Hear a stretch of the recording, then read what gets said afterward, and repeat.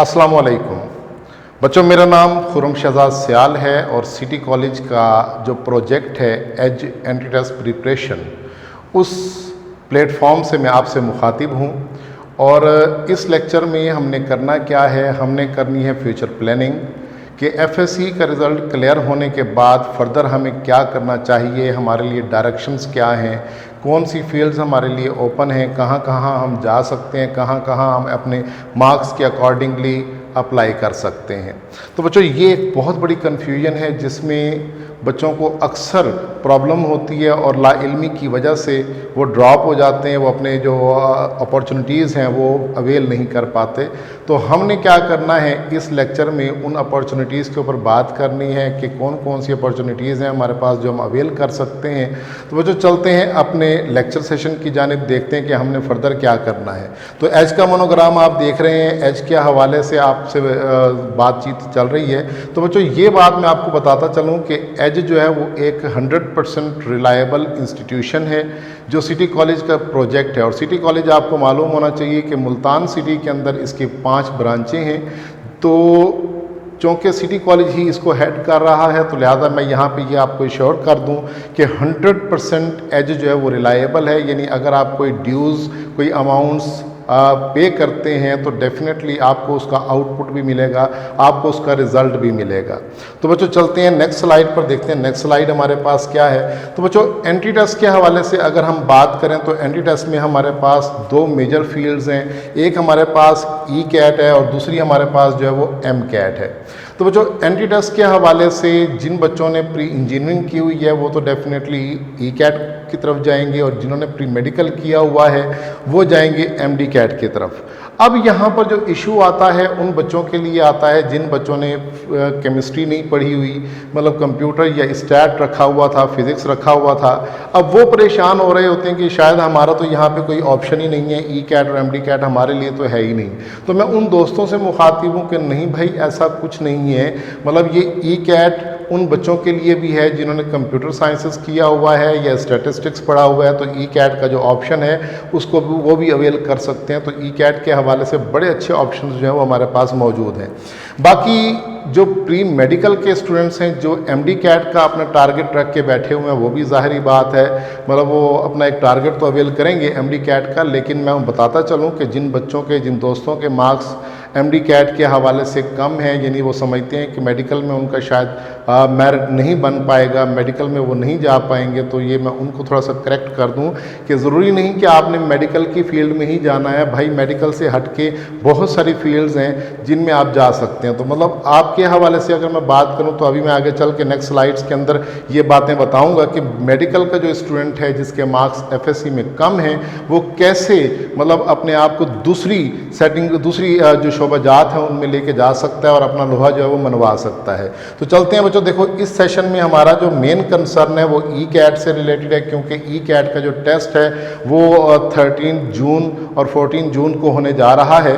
तो MD cat चूँकि अभी लेट है, उसकी कोई डेट नहीं अनाउंस की गई, तो इसलिए फ़िलहाल एमडी कैट को हम डिस्कस नहीं करते। लेकिन ये बात मैं आपको बताता चलूँ कि एज जो है वो एमडी कैट के ऊपर भी वर्क करेगा और रिलायबल इदारा है, और डेफिनेटली आपने इस इंस्टीट्यूशन के साथ कांटेक्ट में रहना है, टच में रहना है, तो वो आपको यकीनन अपने एक अच्छे गोल की तरफ लेके जाएगा। तो बहरहाल वो जैसे ही एमडी कैट आएगा हम आपको उसके लिए भी इन्फॉर्म कर देंगे। तो बच्चों, ई कैट वाले जो हैं जिन्होंने मतलब इंजीनियरिंग की हुई है, प्री इंजीनियरिंग या आईसीएस के स्टूडेंट्स हैं, अब चलते हैं उनके सेशन की जानिब, वो ज़रा तवज्जो से देखेंगे कि हम क्या करने जा रहे हैं। तो बच्चों, अब जो हम चलते हैं आगे, तो आपको पता है कि आज से पहले या लास्ट ईयर तक जो एंट्री टेस्ट था वो फिज़िकल सिचुएशन में था, यानी हमारे पास ऐसा होता था कि क्लासरूम्स होती थी, क्लासरूम्स में सारे बच्चे, टीचर्स अवेलेबल होते थे, फेस टू फेस आपकी डिस्कशन हो रही होती थी। लेकिन अब ये सिचुएशन जो है वो नहीं है। आपको पता है कि हमारे पास जो हालात चल रहे हैं, जो इस वक्त करंट सिचुएशन है, वो करंट सिचुएशन क्या है, करंट सिचुएशन को देखते हुए बच्चों हमें लाजमी तौर पर स्मार्ट वर्क की तरफ जाना पड़ेगा। और स्मार्ट वर्क क्या है कि पहले हम देखें, मिसाल के तौर पर मैंने यहाँ पर एक पिक्चर अपलोड की हुई है कि पहले हम क्या करते थे, फिजिकली सारा काम करते थे। अगर किसी ऊंचाई से हमने नीचे वीडियो शूट करनी है तो क्या करते थे, हेलीकॉप्टर लेकर निकलते थे, एक आदमी निकलता था साथ, वो इतना बड़ा सा कैमरा उठा के जाता था, तो फिर वो जनाब वो उसकी वो वीडियो बना के आता था। लेकिन अब जैसे जैसे दौर आगे बढ़ रहा है तो आपको पता है कि स्मार्ट वैल्यूज़ शामिल हो रही हैं और स्मार्ट वे चलता जा रहा है। तो देखें अब उसी की जगह जो काम हम यहाँ पर सारा किया करते थे उसकी जगह अब हम एक छोटे से ड्रोन से वही सारा काम ले रहे हैं। तो इसका मतलब है कि यही स्मार्ट वर्क है कि हम कम से कम फिज़िकल सिचुएशन के अंदर रहते हुए मैक्सिमम पोटेंशियल कैसे ले सकते हैं। तो बच्चों अब जो हमारा ये जो आजकल ड्यूरेशन चल रहा है कोरोना वायरस के हवाले से तो आपको पता है, तो बच्चों इसमें आप लोगों ने ऑनलाइन क्लासेस लेनी है, ऑनलाइन की तरफ जाना है। अब चूँकि हमारा मुआशरा ऐसा है कि इसमें ऑनलाइन का ट्रेंड ही नहीं है, लोग समझते ही नहीं है ऑनलाइन क्या चीज़ है, तो मतलब ऑनलाइन पे वो रिलाई करते ही नहीं है, जबकि यूरोप साइड पे सारा ऑनलाइन चल रहा है। तो मेरा ख्याल है कि अब आप लोगों को भी अपने वक्त के हिसाब से अपने एटीट्यूड को, अपने माइंड को, अपनी थिंकिंग को चेंज करना चाहिए।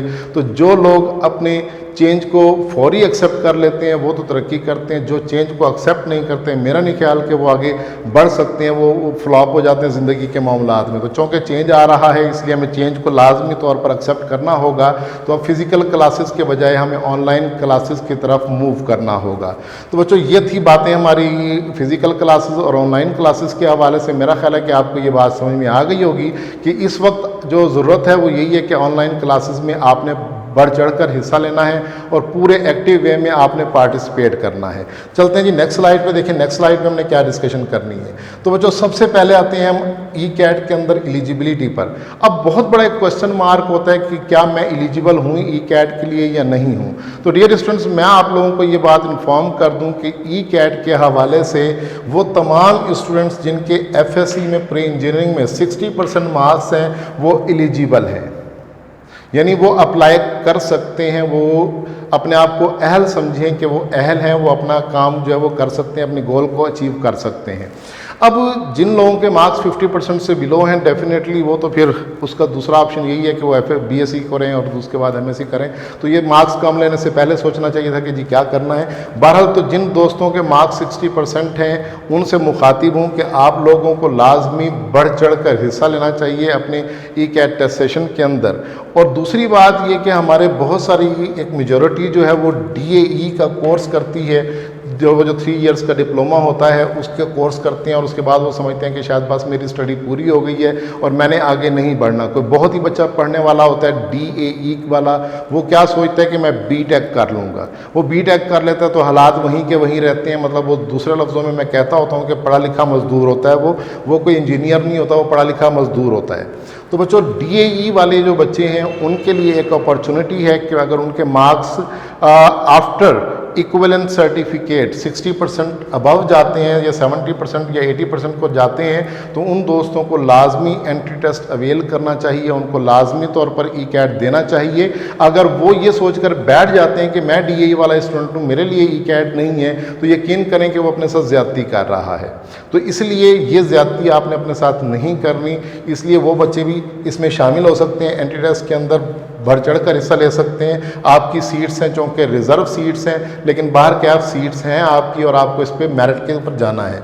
उसके बाद बच्चों A लेवल जो स्टूडेंट्स हैं वो भी पाकिस्तान में चूँकि उनकी एजुकेशन इतनी वैलिड नहीं होती, ये जो A लेवल की एजुकेशन है, हाई एजुकेशन है, ये यूरोप के हवाले से या फॉरेन कंट्रीज़ के हवाले से वैलिड है। आप लोगों ने एक अच्छा स्टेप लिया, A लेवल कर लिया, लेकिन चूँकि आप हमारे पाकिस्तान की डिग्री के मुताबिक वर्क नहीं कर रहे तो इसलिए हो सकता है कि आपके लिए इन फ्यूचर अपॉर्चुनिटीज़ जो हैं वो कम हो जाएँ।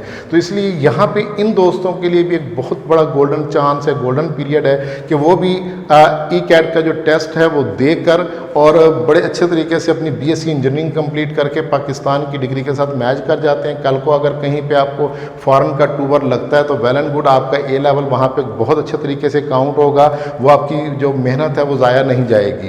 तो मेरा ख्याल है कि आप लोगों को ये लाजमी तौर पर चीज़ें ई कैट की जो चीज़ें हैं वो अवेल करनी चाहिए और इक्विवेलेंट सर्टिफिकेट तो वो ज़ाहिर बात है आप बनवाएंगे। तो इसके बाद देखते हैं नेक्स्ट हमारे पास क्या पॉइंट है। देखिए जी, जनरल इन्फॉर्मेशन के हवाले से हम आते हैं कि ई कैट की जनरल इन्फॉर्मेशन क्या है। ई कैट के हवाले से कौन कौन से हमारे पास डेज हैं, क्या हमारे पास टेस्ट तरीकाकार है, क्या मेथडोलॉजी है, इसके ऊपर हमने बात करनी है। तो बच्चों देखिए, हमारे पास सबसे पहले अप्लाई डेट। अप्लाई डेट जो हमारी 6 मई से शुरू हो चुकी हुई है और आपको पता है कि आज जो है हमारे पास 17 मई है, तो ये गुजरे हुए 10 दिन हो चुके हैं और बाकी आपके पास जो दिन रह गए हैं वो कितने रह गए हैं? ऑलमोस्ट 15 to 17 डेज रह गए हैं, क्योंकि 2 जून को ये लास्ट डेट है, ख़त्म हो जाना है। और 2 जून जो है उससे पहले आपने ये अप्लाई करना है, यानी 13 मई तक आपका ये फॉर्म सबमिट हो जाना चाहिए, क्योंकि बाय डाक जा रहा होता है, तो इसलिए बाय डाक वो 1-2 दिन वो भी लेते हैं। तो इसलिए आप लोगों ने लाजमी तौर पर 30 मई तक आपने ये सिलसिला जो है अपना प्रोसेस जो है वो कंप्लीट करना है, अप्लाई करना है। अच्छा, अब अप्लाई करने के हवाले से अगर हम आते हैं तो बच्चों अप्लाई करने के बाद हमारे पास है जी मॉक टेस्ट। ये मॉक टेस्ट जो है ये यूईटी ने पहली दफ़ा अनाउंस किया है। इससे पहले ये मॉक टेस्ट नहीं हुआ करता था, ये ज़रूरत के हिसाब से ये अनाउंस किया गया है। ये अब मॉक टेस्ट है क्या? देखिए, हमारे पास 2 टेस्ट आपसे यूईटी लेगी। एक टेस्ट आपका 13 और 14 जून को होगा, जो आपका फाइनल टेस्ट होगा। लेकिन उससे पहले 6 और 7 जून को आपका जो है वो मॉक टेस्ट होगा, जिससे आपको मतलब एटमॉस्फेयर से आगाही मिलेगी, आप लोगों ने कैसे टेस्ट अटैम्प्ट करना है, किस तरीके से आपने सेंटर में जाना है, क्या तरीकाकार होगा। ये मॉक टेस्ट में आपको हर बात जो है वो क्लियर होगी। मॉक टेस्ट के आपने लाजमी तौर पर इस चांस को अवेल करना जो यूनिवर्सिटी ने दी है। इससे ये होगा कि आपको ये भी पता चल जाएगा कि आपका जो रिज़ल्ट है वो कितना आ रहा है। फर्दर एक हफ्ता आपको मिलेगा, आप उसमें मज़ीद प्लान कर सकते हैं कि मुझे फर्दर क्या प्लान करना है। तो इसलिए मॉक टेस्ट यूनिवर्सिटी ने भी आपको हिदायत दी हुई है कि लाजमी आपने इसको अटेम्प्ट करना है, और मैं भी आपको रिकमेंड करूंगा कि मॉक टेस्ट जो है वो आपने लाजमी अवेल करना है। दूसरा जो ऑप्शन है, यूनिवर्सिटी ने अभी तक जो डेट रखी हुई है वो 13 to 14 जून रखी हुई है टेस्ट की, फाइनल टेस्ट की। लेकिन ऐसा भी हो सकता है कि यूनिवर्सिटी जो है वो इस डेट को एक्सटेंड कर दे, डेट को बढ़ा दे, मतलब 13 जून या 14 जून से आगे चली जाए। ऐसा पॉसिबल है, 100% मैं नहीं कह सकता, लेकिन ये ऐसी कहीं ना कहीं पॉसिबिलिटी जो है वो बरल मौजूद है। तो यूनिवर्सिटी ने अपनी हिदायत के अंदर ये बात वाजे की हुई है कि अगर हम टेस्ट को आगे लेके जाते हैं, यानी फ़र्ज़ कर लें कि 13 जून से या 14 जून से जो जुलाई पर ले जाते हैं, 1 जुलाई, 10 जुलाई, 5 जुलाई, तो यूनिवर्सिटी ने ये बड़ा वाज़े और क्लियर लिखा हुआ है कि जनाब अगर हम टेस्ट को आगे लेकर जाएंगे तो मॉक टेस्ट उस फाइनल टेस्ट से 1 वीक बिफोर होगा। तो ये बात आप लोगों ने याद रखनी है कि मॉक टेस्ट जो है वो आपका हर सूरत में होना है, लेकिन टेस्ट से 1 वीक बिफोर होना है। अगर इस डेट को होता तो 1 वीक बिफोर 6 और 7 जून को टेस्ट होगा। अगर इससे आगे चला जाता तो फिर जो भी डेट उस हिसाब से बनेगी। माशाल्लाह आप इंटरमीडिएट कर चुके हुए हैं और आपको पता है कि मतलब फर्दर प्लान आपने क्या करना है। नेक्स्ट चलते हैं जी अगली स्लाइड पर। तो बच्चों, अब हमारे पास जनरल इन्फॉर्मेशन में दूसरी बात आती है कि टेस्ट का ड्यूरेशन क्या होगा, टेस्ट का टाइम क्या होगा, टेस्ट में क्वेश्चन किस तरीके से होंगे, पैटर्न क्या होगा, तरीकाकार क्या होगा। तो इसके बारे में भी इंफॉर्मेशन हमें होना जो है वो बहुत ज़रूरी है। बच्चों, सबसे पहले तो आपने ये देखना है कि ड्यूरेशन जो है वो हमारा 100 मिनट होगा, यानी टेस्ट ड्यूरेशन की बात हो रही है कि 100 मिनट्स आपको गिवन होंगे। जैसे ही आपको कंप्यूटर के ऊपर स्क्रीन ऑन हो जाएगी तो आपका टाइमर लगा हुआ होगा और टाइम शुरू हो जाएगा और 100 मिनट जो है वो आपको पूरे मिलेंगे। अब 100 मिनट के अंदर आपको करना क्या होगा, आपको टोटल 100 MCQs होंगे जो अटेम्प्ट करने होंगे। उसके बाद उन 100 MCQs के जो टोटल मार्क्स होंगे वो कितने होंगे, 400 होंगे। तो इसका मतलब है कि ये बात आप लोगों के जहन में आ जानी चाहिए कि 1 मार्क्स जो है वो कैरी कर रहा है 4 मार्क्स। तो ये बात आप लोगों ने जहन में रखना है, यानी एक क्वेश्चन अगर आपका सही अटेम्प्ट होता है तो आपको 4 मार्क्स जो है वो मिलेंगे। दूसरी बात बच्चों, यहाँ पे जो एक मैं समझता हूँ कि मुश्किल काम है वो कौन सा है, वो है जी हमारे पास नेगेटिव मार्किंग। अब नेगेटिव मार्किंग कितनी है, तो यूनिवर्सिटी की बच्चों नेगेटिव मार्किंग 0.25% होती है। 0.25% का मतलब ये कि अगर 4 नंबर का सवाल है तो 1 नंबर माइनस हो जाएगा। माइनस कैसे होगा, किस सूरत में माइनस होगा, ये बात भी हमें समझनी है। तो बच्चों यहाँ पर मैं आपको ये बताता चलूँ, फॉर एग्जांपल आप 100 क्वेश्चंस में से 80 क्वेश्चंस अटेम्प्ट करते हैं और बाकी जो 20 हैं वो आपको आते नहीं हैं, लेकिन आप तुक्का भेड़ देते हैं, जिसको हम दूसरे लफ्ज़ों में कहते हैं कि तुक्का भेड़ देते हैं। तो बिस्मिल्लाह पढ़ के अक्कर बक्कर बम्बे वो पढ़ के आप तुक्का भेड़ देते हैं। तो आपको एंट्री टेस्ट के अंदर बच्चों ये काम नहीं करना, अक्कर बक्कर बम्बे वो नहीं पढ़ना। तो ये बात आप लोगों ने ख्याल करनी है, क्योंकि अगर आपने यहाँ पे एंट्री टेस्ट के अंदर अक्कर बक्कर बम्बे वो किया, बिस्मिल्लाह पढ़ी, अल्हम्दुलिल्लाह पढ़ी, कोई भी चीज़ पढ़ के आपने क्वेश्चन को मार्क कर दिया तो वो आपका 1 नंबर खा जाएगा। अगर तो वो क्वेश्चन ठीक हो गया तो 3 नंबर देगा भी सही, लेकिन अगर गलत हो गया तो आपका 1 नंबर खा जाएगा। उसमें फिर ये होगा कि अगर आप मेरिट पे आ रहे होंगे तो याद रखें कि आपके वो 20 नंबर कट जाएंगे, 80 सवालों में से 20 नंबर कट जाएंगे और फिर वो मेरिट आपका नीचे चला जाएगा। तो ये रिस्क जहाँ पे याद रख लें कि जहाँ पे नेगेटिव मार्किंग हो वहाँ पे ये रिस्क आप कभी नहीं लेंगे कि आप तुक्के भेड़ें। बाकी ज़ाहिरी बात है, जब आप हमारी क्लासेस को ज्वाइन करेंगे तो इंशाल्लाह उन क्लासेस के दौरान हम आपको हर चीज़ मुकम्मल तौर पर गाइड करेंगे, किस तरीके से आपने अटैम्प्ट करना है, कितने टाइम में अटैम्प्ट करना है, क्या उसके शॉर्टकट्स हैं, क्या टेक्निक्स हैं, वो सारी टेक्निकल बातें इंशाल्लाह हम आपके साथ शेयर करेंगे। तो बच्चों, ये जो आपको मैंने सिलसिला दिया हुआ था ये सारा यूनिवर्सिटी ने कंडक्ट करना है। कौन सी यूनिवर्सिटी है जी? यूईटी लाहौर, जो मेन कैंपस है उसके सुपरविजन के अंदर ये टेस्ट कंडक्ट होगा और इस पैटर्न पे होगा। तो नेक्स्ट स्लाइड देखते हैं जी। नेक्स्ट स्लाइड में हमारे पास क्या है जी? वे ऑफ कंडक्शन है कि कंडक्शन का वे क्या होगा। चूँकि अभी 2-3 स्लाइड पहले मैं ये बात करता जा रहा हूँ कि अब ये थोड़ा सा लेटेस्ट वर्क आ रहा है, तो अब आपको ज़रूरत है वक्त के पेश नज़र कि आप लोगों का टेस्ट जो है वो कंप्यूटर बेस्ड हो। तो डेफिनेटली नस्ट जो था वो पहले कंप्यूटर बेस्ड ले रहा था टेस्ट जो, और लम्स जो था वो भी पहले कंप्यूटर बेस्ड टेस्ट ले रहा था। अब यूईटी जो था वो अब तक मैनुअल चलता जा रहा था लास्ट ईयर तक, लेकिन इस वक्त जो करंट सिचुएशन है उस सिचुएशन के हवाले से ज़रूरी है कि यूनिवर्सिटी जो है यूईटी जो है वो भी कंप्यूटर बेस्ड टेस्ट ले और वो भी कंप्यूटर पे आ जाए। तो डेफिनेटली अब यूनिवर्सिटी यूईटी जो है उसने भी अपना कंप्यूटर बेस्ड टेस्ट अनाउंस कर दिया है और इसीलिए मॉक टेस्ट रखा हुआ है ताकि एक हफ्ता पहले आपको वो सिस्टम जो है उसका पता चल जाए। उसके बाद बच्चों, यहाँ पे एक और जो बैड न्यूज़ है ये आप लोगों ने ज़रा जहन में रखनी है। लास्ट ईयर तक चूँकि मैनुअल वर्क हो रहा होता था और आप लोगों के पास एक अपॉर्चुनिटी थी कि आप रीचेकिंग के लिए अप्लाई कर सकते थे, लेकिन अब यूनिवर्सिटी ने कह दिया हुआ है कि कंप्यूटर बेस्ड टेस्ट है, तो इसलिए चूँकि उसमें सारी फीडिंग एक्यूरेट होगी। आप लोगों ने जो मार्क करना है, जो क्वेश्चन आप मार्क करेंगे उसी के हिसाब से आपका वर्क होगा। तो इसलिए चूँकि कंप्यूटर बेस्ड है तो वो एक्यूरेट रिजल्ट आ रहा होगा, उसमें किसी किस्म के एरर का चांस नहीं होगा। इसलिए यूनिवर्सिटी ने बैन कर दिया कि रीचेकिंग जो है वो नहीं हो सकती। उसके बाद नेक्स्ट हमारे पास एक्सपेक्टेशंस में मैंने यहाँ पे एक पॉइंट लिखा हुआ है कि अबाउट टाइम क्वेश्चंस। तो यहाँ पे बच्चों अभी चूँकि ये टेस्ट फर्स्ट टाइम होने जा रहा है तो हमें नहीं मालूम कि एक क्वेश्चन के लिए यूनिवर्सिटी हमें कितना टाइम देगी। हो सकता है कि एक क्वेश्चन के ऊपर टाइमर लगा हुआ हो और 1 मिनट का वो आपका टाइमर चल रहा हो, आप अटैम्प्ट करें। अगर आपका क्वेश्चन अटैम्प्ट हो जाता तो आप फर्दर मूव कर जाएं, अगर आप अटैम्प्ट नहीं करते तो 1 मिनट वो क्वेश्चन आपके डिस्प्ले पर रहे और 1 मिनट के बाद वो क्वेश्चन ऑफ हो जाए। तो ऐसा पॉसिबल है। एक तो सूरत हाल ये वाली है कि हर क्वेश्चन के साथ टाइमर लगा हुआ होगा। अब ये मेरी एक्सपेक्टेशंस हैं, I am not sure about it. ये जब तक मॉक टेस्ट नहीं हो जाता तब तक हम श्योर नहीं है कि मॉक टेस्ट आएगा तो आप लोग देख लेंगे सारा कि किस तरीके से वहाँ पे टाइमर दिया जा रहा है। तो ये भी हो सकता है कि आपको जो है वो 100 क्वेश्चंस के साथ 100 मिनट दिए जाएं और आपके पास ये ऑप्शन हो कि आप 20 से 40 क्वेश्चन पे आ सकते हैं, 40 से 30 क्वेश्चन पे जा सकते हैं, 30 से 90 क्वेश्चन पे आ सकते हैं। तो ये भी ऑप्शन हो सकता है कि मतलब पूरा टाइम आप अवेल करें, जैसे मर्जी जिस मर्जी क्वेश्चन पे आप मूव करें। तो ये बात बच्चों हो सकती है, तो इसलिए यहाँ पे भी आपके पास एक ऑप्शन हो सकते हैं। तो बाल ये सारी बातें जो एक्सपेक्टेशंस हैं ये हमें क्लियर होंगी एट द मॉक टेस्ट। जब हम मॉक टेस्ट देने जाएंगे तब हमें ये बात सारी जो है वो क्लियर होगी। तो फिर चलते हैं जी आगे, नेक्स्ट देखते हैं क्या है। नेक्स्ट हमारे पास सब्जेक्ट्स हैं जी। सब्जेक्ट्स के हवाले से लास्ट ईयर तक जो तरतीब जाती थी ई कैट के टेस्ट के अंदर, तो बच्चों उसमें ये होता था कि पहला पोर्शन आपका फिजिक्स का होता था, दूसरा पोर्शन केमिस्ट्री कंप्यूटर साइंस या स्टैट का होता था, तीसरा पोर्शन मैथमेटिक्स का होता था और चौथा पोर्शन जो है वो इंग्लिश का होता था। तो मतलब ये होता था कि फिजिक्स के हमारे पास 30 MCQs होते थे, केमिस्ट्री के भी 30, मैथमेटिक्स के 30 और इंग्लिश के 10 MCQs होते थे। टोटल मिला के ये 100 क्वेश्चन बनते थे। लेकिन ये लास्ट ईयर तक का पैटर्न है। होप सो, मैं पूरा उम्मीद हूँ कि इस साल भी कंप्यूटर में भी यही फीडिंग होगी, इसी अंदाज में फीडिंग होगी।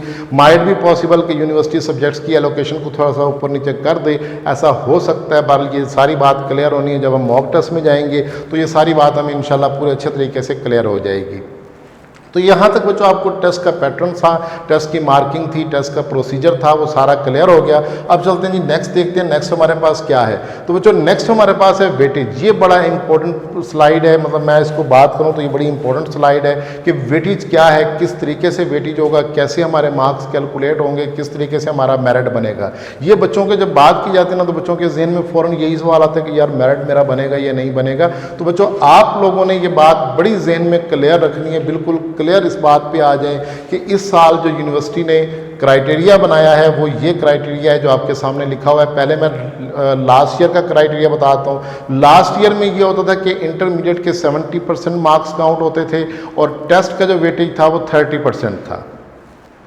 तो अब ये चूँकि हालात थोड़े से बदल चुके हैं तो इसलिए यूनिवर्सिटी ने उस वेटेज को थोड़ा सा ब्रेक कर दिया है। अब ब्रेक क्या किया है, मतलब जो ई कैट का टेस्ट है उसका वेटेज उसने ब्रेक नहीं किया, यानी अपने टेस्ट को 30% वेटेज वो पहले भी दे रहे थे, अब भी 30% वेटेज ही दे रहे हैं। लेकिन जो सब्जेक्ट का जो एकेडमिक का 70% का वेटेज था उसको उन्होंने ब्रेक किया। उसको कैसे ब्रेक किया है कि 25% जो है वो मैट्रिक से ले लिया जाएगा, रिजल्ट जो मैट्रिक के आपके मार्क्स हैं उनके 25% वहाँ से लिया जाएगा और इंटरमीडिएट के जो मार्क्स हैं उसमें से 45% लेकर आपके 70% मार्क्स जो हैं वो एकेडमिक में काउंट किए जाएंगे। तो बच्चों जिन बच्चों के मैट्रिक में मार्क्स अच्छे हैं, इंटर में मार्क्स अच्छे हैं, वो तो अपना एडमिशन कंफर्म समझें, लेकिन उस सूरत में जब वो ई कैट को बहुत अच्छे तरीके से प्रिपेयर करेंगे। ये नहीं हो सकता कि मतलब वो समझें कि जनाब मैट्रिक में मेरे मार्क्स अच्छे थे, इंटरमीडिएट में मेरे मार्क्स अच्छे आ गए, बाकी सारे गधे हैं वो नहीं निकलेंगे, मैं क्लियर हो जाऊंगा। तो ऐसी बात वही नहीं सोचनी। आप भी ठीक है मान लेते हैं कि घोड़े हैं, लेकिन आपने दौड़ना ज़रूर है, बहरहाल आपने टेस्ट अटैम्प्ट ज़रूर करना है। तो इसलिए आपको ये 30% वेटेज ही मिलेगा तो आप मेरिट पर आएंगे। अगर ये 30% वेटेज नहीं लेते तो मेरिट पे नहीं आएंगे। तो उसके लिए टेस्ट की प्रिपरेशन करना बहुत ज़रूरी है और टेस्ट की प्रिपरेशन आपने कहाँ से करनी है वो मैं आपको पहले बता चुका हूँ कि जिस प्लेटफॉर्म से मैं बात कर रहा हूँ उसी प्लेटफॉर्म को अगर आप प्रेफर करेंगे तो मैं उस प्लेटफॉर्म के हवाले से ये आपको यकीन दहानी दिलवाता हूँ कि एज इंशाल्लाह आपको अपनी मंजिल मकसूद पर पहुँचाएगा। तो बच्चों चलते हैं जी आगे, देखते हैं नेक्स्ट हमारे पास पर क्या है। देखिए स्पेशल केसेस भी हैं बच्चों हमारे पास। कुछ स्पेशल केसेस क्या हैं? स्पेशल केसेस वो होते हैं जो हाफिज़ कुरान होते हैं या स्पोर्ट्स मैन होते हैं, उनके लिए स्पेशल केसेस होते हैं।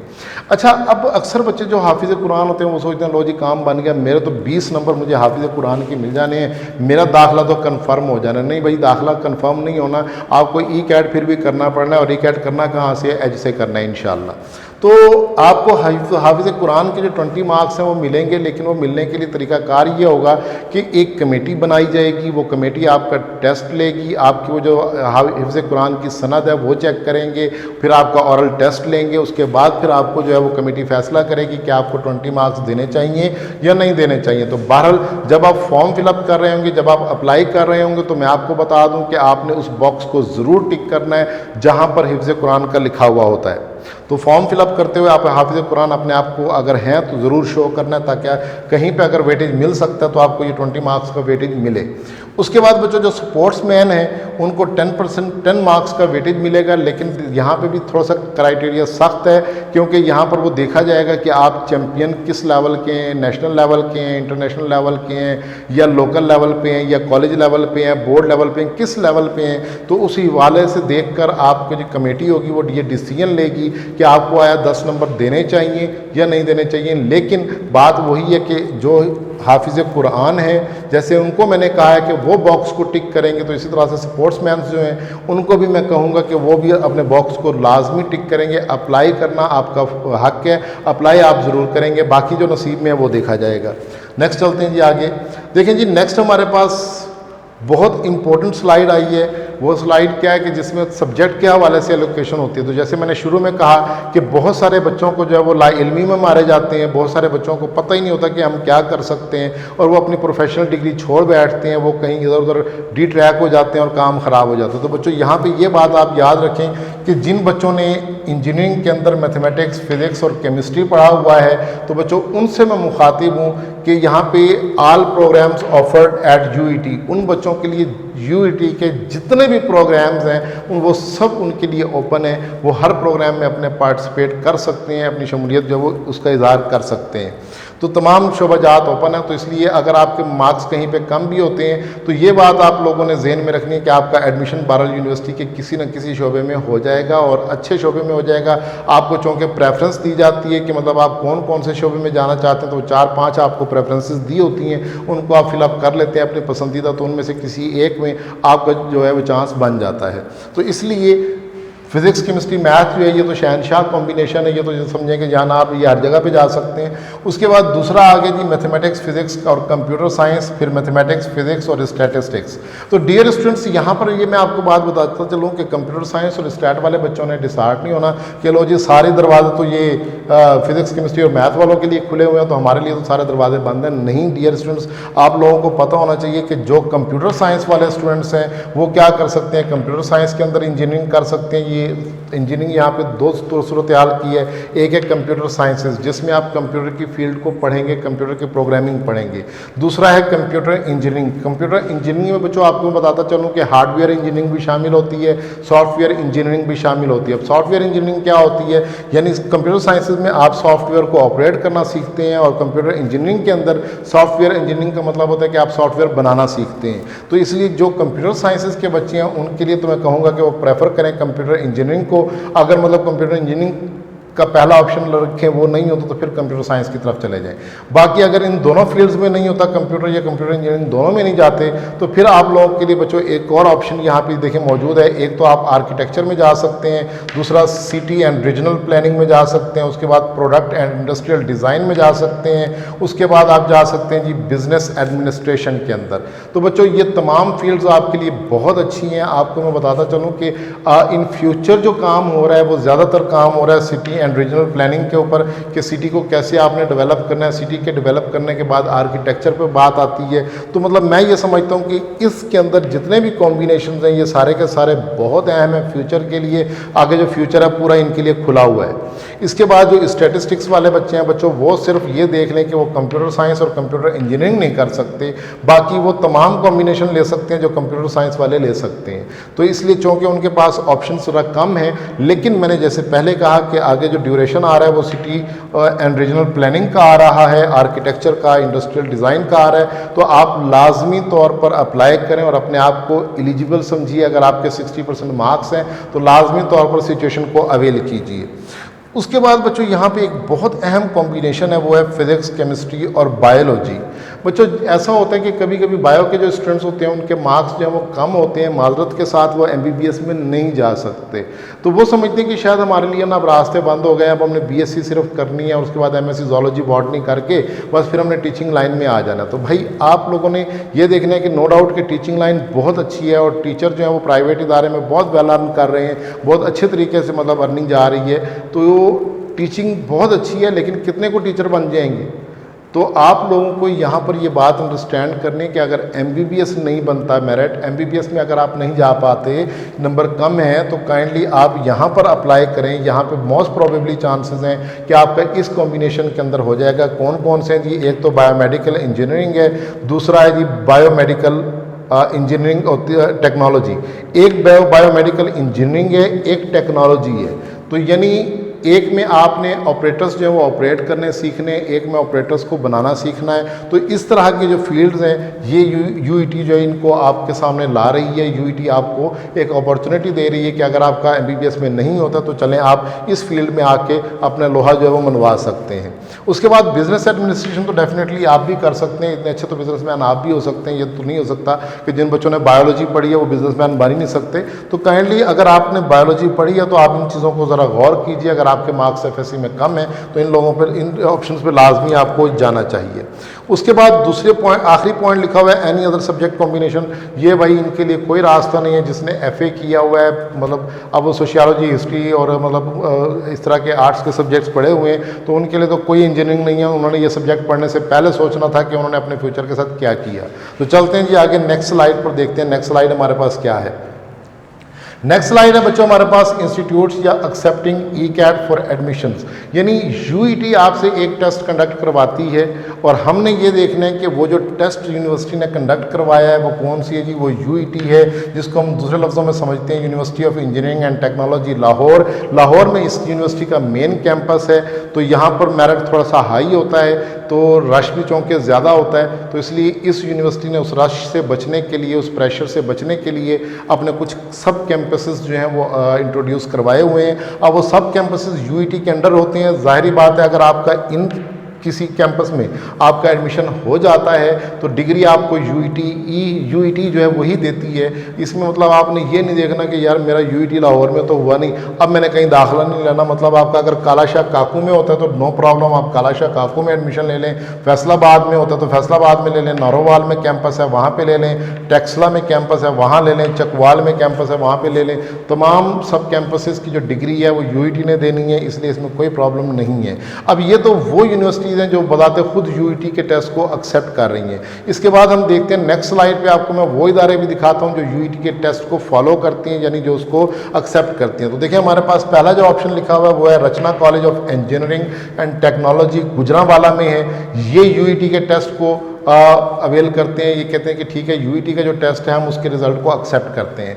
इसी तरीके से यूनिवर्सिटी ऑफ द पंजाब, अब यूनिवर्सिटी ऑफ सेंट्रल पंजाब और यूनिवर्सिटी ऑफ पंजाब दो डिफरेंट इदारे हैं की बात कर रहा हूँ। यूनिवर्सिटी बच्चों यूनिवर्सिटी ऑफ पंजाब ये गवर्नमेंट का इदारा है, लाहौर के अंदर ये यूईटी के टेस्ट को एक्सेप्ट करता है। मैं यूनिवर्सिटी ऑफ सेंट्रल पंजाब की बात नहीं कर रहा, यूनिवर्सिटी ऑफ पंजाब की बात कर रहा हूँ। तो इस बात को ज़रा आप लोगों ने मलहूज़े खातिर रखना है। उसके बाद बच्चों Nawaz Sharif, Mohammad Nawaz Sharif university engineering and technology Multan में है, ये यूईटी के टेस्ट को एक्सेप्ट करती है। इसके बाद university college of engineering and technology BGU Multan जो है, यानी बहादुर ज़िक्र यूनिवर्सिटी मुल्तान जो है उसका जो इंजीनियरिंग डिपार्टमेंट है वो भी इस टेस्ट को एक्सेप्ट करता है।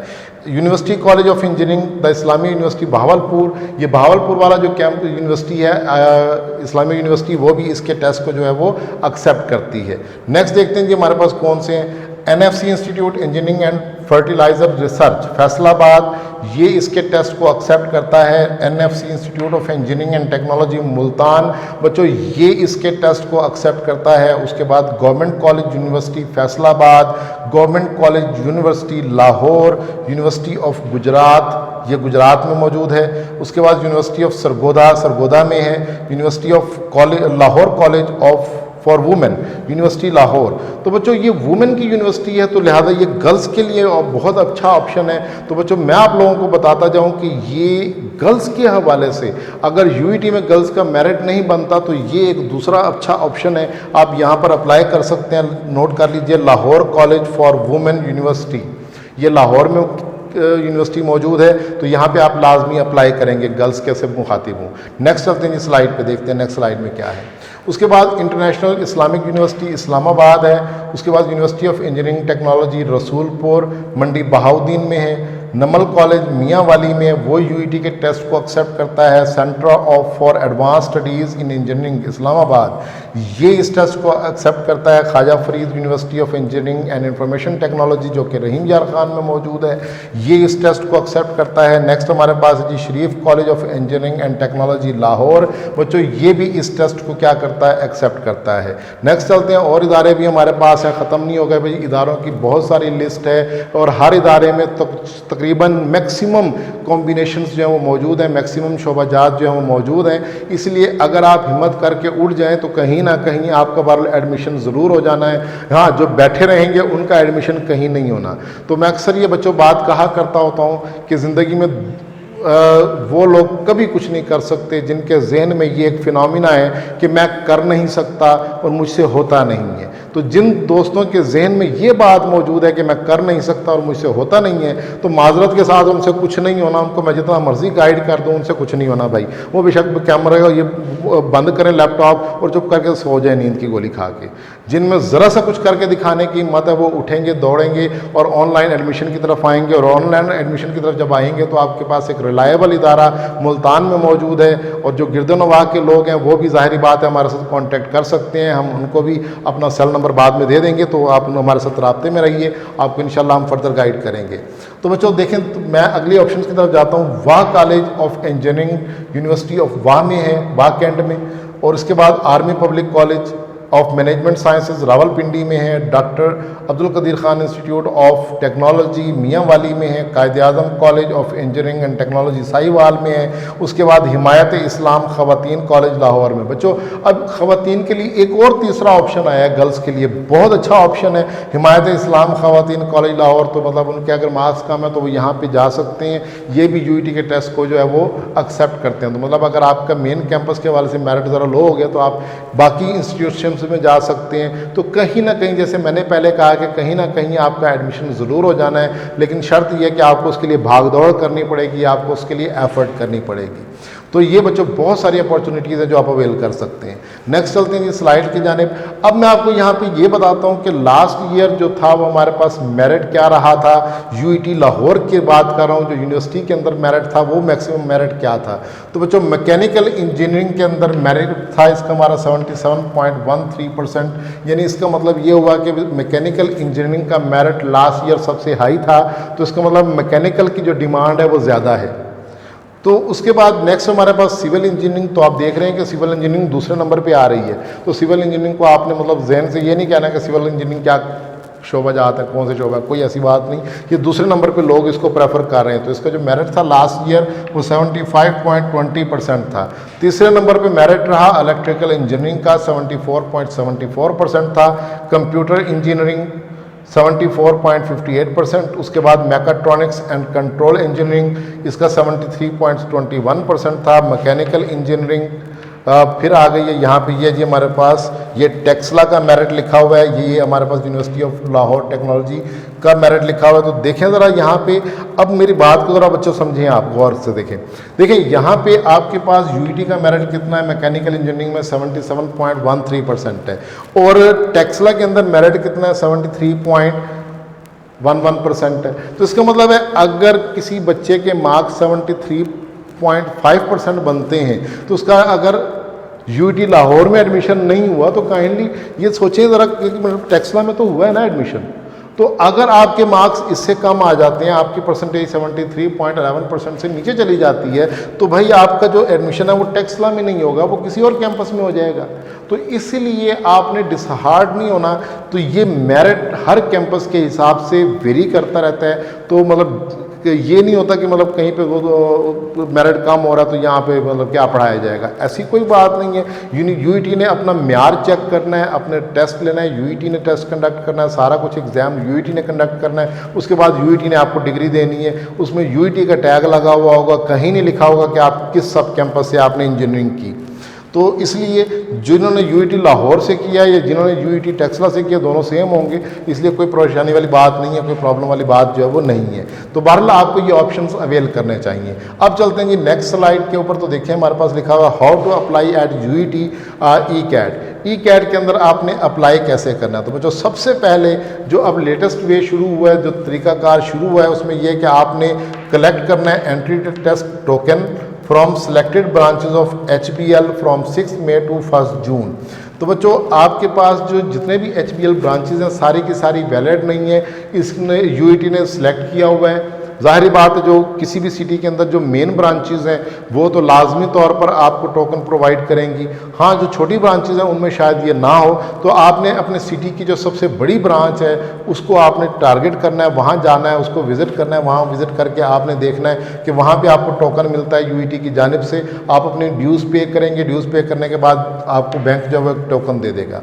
उस टोकन के ऊपर आपका यूज़र नेम और पासवर्ड लिखा हुआ होगा। वो यूज़र नेम और पासवर्ड आप यूनिवर्सिटी की वेबसाइट के ऊपर लॉगिन करेंगे। लॉगिन करने के बाद आपको एक फॉर्म दिया जाएगा उसी वेबसाइट के ऊपर, आपके लॉगिन के ऊपर। आप उस फॉर्म को आपने फिलअप करना है। फिलअप करने के बाद जब आपकी सारी रिक्वायरमेंट्स पूरी हो जाएंगी तो वो आपसे कहेगा कि प्रिंट द एडमिट कार्ड। आप प्रिंट एडमिट कार्ड का ऑप्शन दबाएंगे।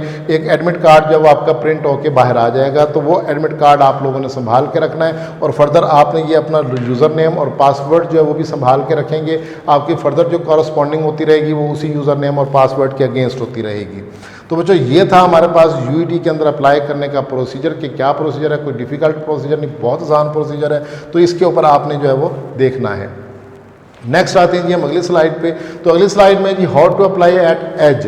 हाँ, ये बहुत इंपॉर्टेंट पॉइंट है कि मतलब एज में कैसे अप्लाई करना है। तो चूँकि एज आप ज़ाहिरी बात है घर बैठे हुए हैं और आपको ऑनलाइन क्लासेस प्रोवाइड कर रहा है एज, तो बच्चों एज में अप्लाई कैसे करना है। पहले तो ये कि जो लोग मुल्तान के रहने वाले हैं, मुल्तान के अंदर रहते हैं, तो मैं उनसे कहूँगा कि आप लाजमी तौर पर विज़िट करें जो भी आपकी सिटी कॉलेज की नियरेस्ट ब्रांच है आपके घर के नज़दीक। आपको पता है मुल्तान में बड़ी बड़ी ब्रांचेस सिटी कॉलेज की मौजूद हैं और 5 ब्रांचें हैं। जो ब्रांच आपको नज़दीक पड़ती है आप वो विज़िट करें और वहाँ से आके आप अपना अमाउंट जो है वो ड्यूज़ जो है वो पे करें और उसके बाद फिर अपना जो है वो यूज़र नेम और पासवर्ड ले लेंगे।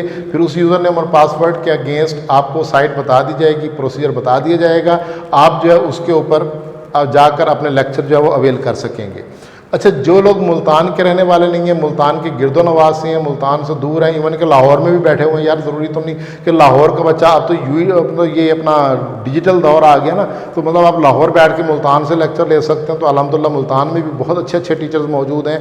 मतलब आप ये ना ज़हन में रखें कि सिर्फ शायद लाहौर में ही बहुत अच्छे टीचर होते होंगे। तो अल्हम्दुलिल्लाह मैं भी 15 साल का तजर्बा रखता हूँ और मेरे साथ जितने भी मेरे कोलीग्स हैं वो सारे अल्हम्दुलिल्लाह 15 ईयर्स का ऑलमोस्ट एक्सपीरियंस रखते हैं एंट्रेंस को पढ़ाने का।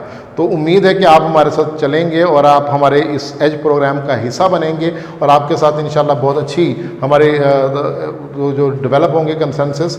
तो बच्चों आप लोगों ने क्या करना है, जो मुल्तान से बाहर के लोग हैं वो कांटेक्ट कर लेंगे हमें फ़ोन नंबर्स पर। ये फ़ोन नंबर्स आप नोट कर लें, ये 2 फ़ोन नंबर्स मैंने यहाँ पर लिख दिए हुए हैं, ये आप इन पे कांटेक्ट करेंगे तो इन फ़ोन नंबर्स के ऊपर आपको तमाम इन्फॉर्मेशन जो है वो दे दी जाएगी। तो बाकी ये कि अब आपको कैसे पता चलेगा आपका यूज़र नेम और पासवर्ड आईडी वगैरह, ये सॉफ्टवेयर कैसे चलाना है, कैसे आपने सिस्टम देखना है। तो बच्चों जैसे ही आप हमसे कांटेक्ट करेंगे तो आपको हमारे जो मैनेजर्स हैं वो सारी बात तफसील से समझा देंगे कि किस तरीके से आपने करना है और आपको जो भी वीडियो है या जो भी स्क्रीन शेयरिंग है वो आपके साथ करके आपको पूरी तरीके से सॉफ्टवेयर से आगाह कर देंगे, यूज़र नेम पासवर्ड दे देंगे और आप बड़े आसानी से इंशाल्लाह उस सिस्टम को जो है वो टैकल कर लेंगे।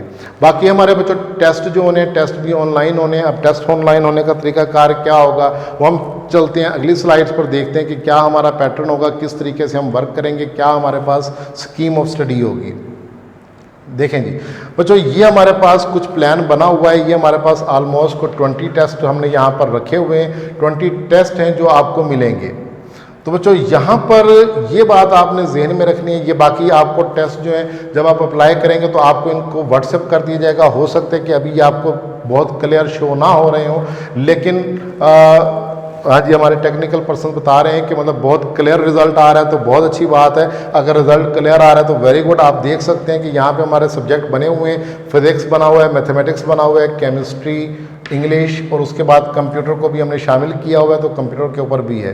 तो बच्चों देखें 19/5 को हमारा पहला टेस्ट शुरू होना है और ये हमारा जो टेस्ट है ये क्या होना है, फिजिक्स का होना है चैप्टर नंबर 1+2 का और मैथमेटिक्स का चैप्टर 1+2 बुक 1 का होगा और केमिस्ट्री का 1+2+3 7 है और उसके बाद इंग्लिश की कंप्रीहेंशन होती है और कंप्यूटर का जो लिखा हुआ है पार्ट चैप्टर 1 और चैप्टर 2 लिखा हुआ है।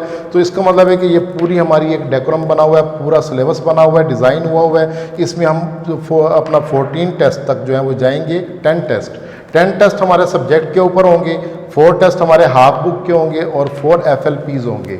ये हम 13 और 14 जून तक ये रिज़ल्ट हम बना लेंगे, ये तरीकाकार हम बना लेंगे। लेकिन अगर UET अपने डेट को एक्सटेंड करती है तो डियर स्टूडेंट्स फिर मैं आपको बता दूं कि फिर हम FLPs की जो तादाद है वो बढ़ा देंगे, या हो सकता है कि हाफ बुक के टेस्ट दोबारा ले लिए जाएं। वो इंशाल्लाह फर्दर प्लान होगा, वो हम आपको आखिर तक नहीं छोड़ेंगे जब तक UET आपसे टेस्ट नहीं ले लेती, हम आपके इंशाल्लाह साथ रहेंगे। तो बच्चों ये हमारे पास प्रोसीजर है। ये बाकी जब आप हमारे साथ कांटेक्ट करेंगे फ़ोन पर या हमारे कैंपस को विज़िट करेंगे तो आपको ये पूरी डिटेल आपके हैंड ओवर की जाएगी, आपको ये दिखाई जाएगी ताकि ये स्कीम ऑफ स्टडी आपके पास हमेशा मौजूद हो। इसके बाद बच्चों आता है हमारा नेक्स्ट स्लाइड पर टाइम टेबल, कि टाइम टेबल क्या होगा, क्लासेस हमारे किस ड्यूरेशन के अंदर होंगे। तो डियर स्टूडेंट्स 9 से लेकर 10 बजे तक सुबह जो है वो कंप्यूटर का लेक्चर हुआ करेगा और जिनका इंजीनियरिंग का कॉम्बिनेशन है, फिजिक्स केमिस्ट्री मैथ का कॉम्बिनेशन है, उनके लेक्चर स्टार्ट होंगे 10 बजे। 10 बजे पहला लेक्चर होगा फिज़िक्स का। ये हमारे बहुत अच्छे टीम मेंबर हैं, वकास साहब बहुत काबिल यंग ब्लड है माशाल्लाह, कॉम्पिटेंट हैं, मतलब अपने काम पे महारत रखते हैं, ये आपको वो पढ़ाएंगे। नेक्स्ट आपके सामने ये मैथमेटिक्स, ये खुरम शहजाद सियाल मेरा नाम लिखा हुआ है जी, मैंने आपको मैथमेटिक्स पढ़ानी है। उसके बाद 12 to 12:30 जो वो ब्रेक दी जाएगी, मतलब आप अपना मोबाइल वगैरह स्क्रीन वगैरह लैपटॉप ऑफ कर देंगे, ब्रेक होगी। उसके बाद 12:30 to 1 PM जो है वो आपका इंग्लिश का लेक्चर होगा। ताहिर भुट्टा साहब हमारे माशाल्लाह बहुत एक्सपीरियंस फैकल्टी मेंबर हैं, 15-16 ईयर्स टीचिंग एक्सपीरियंस रखते हैं एंट्रेंस का। इसके बाद 1 PM to 2 PM केमिस्ट्री गुलाम मुस्तफ़ा साहब पढ़ाएंगे, ये भी 15 साल 16 साल का तजर्बा रखते हैं। तो मतलब आपके सामने बच्चों वकास साहब को जो है वो 6 साल का एक्सपीरियंस है, ऐसे मैं कहूँ कि इनको भी 15 साल का है, 6 से 7 साल हो गए इनको एंट्रेंस पढ़ाते हुए। बाकी ये जो नीचे 3 लोग आप देख रहे हैं मेन, ये इनको 15-15 साल का एक्सपीरियंस अल्हम्दुलिल्लाह मौजूद है।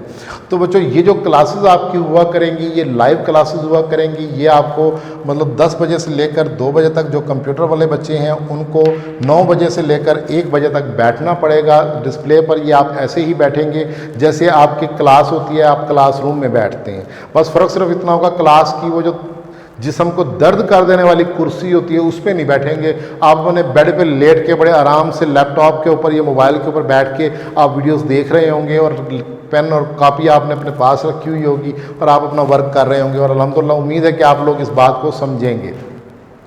तो बच्चों ये हमारे पास कुछ पैटर्न था, ये तरीक़ाकार था जिसके ऊपर आपने क्या करना है, वर्कआउट करना है और डिस्टेंस लर्निंग से जो है वो फ़ायदा उठाना है। क्योंकि अब हुकूमत की तरफ से कंपल्शन है कि हम आपको फ़िज़िकली नहीं बुला सकते, वरना डेफिनेटली हम आपके साथ इंशाल्लाह फ़िज़िकल इंटरेक्शन लेते।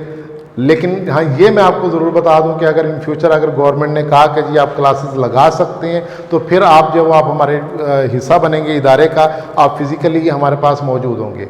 एक और इसमें बड़ी इंटरेस्टिंग बात ये कि बच्चों हम लोग एक टाइम ड्यूरेशन आपको देंगे जिसमें हम लोग हेल्प डेस्क के ऊपर बैठेंगे। हेल्प डेस्क के ऊपर आप जो क्वेश्चनिंग करेंगे हम आपको उन क्वेश्चंस के आंसर करेंगे। बाकी बच्चों हमारा जो सॉफ्टवेयर है उसमें हम लाइव भी क्वेश्चन आंसर कर सकते हैं, लेकिन वो चूँकि लेक्चर चल रहा होगा तो हो सकता है उसमें लाइव हम आपकी कॉल को ज़्यादा ना लें, लेकिन लेक्चर्स के बाद 1-2 घंटे आपके पास दिए जाएंगे आपको, और उसमें फैकल्टी मेंबर्स बैठ के आपकी पूरी हेल्प करेंगे। फिर एक और चीज़ आती है जी, टेस्ट हमारा कैसे कंडक्ट होगा, टेस्ट किस तरीके से होगा। तो डियर स्टूडेंट्स ये मैं आपको बता दूं कि हमारा जो टेस्ट है वो लेक्चर्स से एक दिन पहले 4 बजे टेस्ट आपके मतलब सॉफ्टवेयर पर अपडेट हो जाएगा, और आपके पास उस दिन 4 बजे से लेकर अगले दिन 9 बजे तक का टाइम होगा, आप टेस्ट अटैम्प्ट कर सकेंगे। उसके बाद टेस्टों की डिस्कशंस आएंगी, डिस्कशंस के बाद डेफिनेटली फिर आपका काम ख़त्म हो जाएगा, और उसमें जो जो फिर प्रॉब्लम्स होंगी वो जो हमारा हेल्प डेस्क का टाइम होगा उसके अंदर आप पूछ लेंगे। बाकी फिर अगले दिन का प्रोसीजर अगले 4 बजे से शुरू हो जाएगा। तो ये तरीक़ाकार होगा बच्चों हमारा आपके साथ चलने का। तो इंशाल्लाह उम्मीद है कि आपको ये बातें क्लियर हो गई होंगी और बहुत अच्छे तरीके से फर्दर अगर आपको कोई क्यूरी हो तो जो फ़ोन नंबर्स मैंने आपको दिखाए थे उन फ़ोन नंबर्स पर आप रब्ता करके मज़ीद अपनी कन्फ्यूजन्स को रिमूव कर सकते हैं। यहीं तक हम अपने काम को ख़त्म कर चुके हैं और उम्मीद करता हूँ कि आप हमारा पार्ट बनेंगे। थैंक यू डियर स्टूडेंट्स, अल्लाह हाफिज़।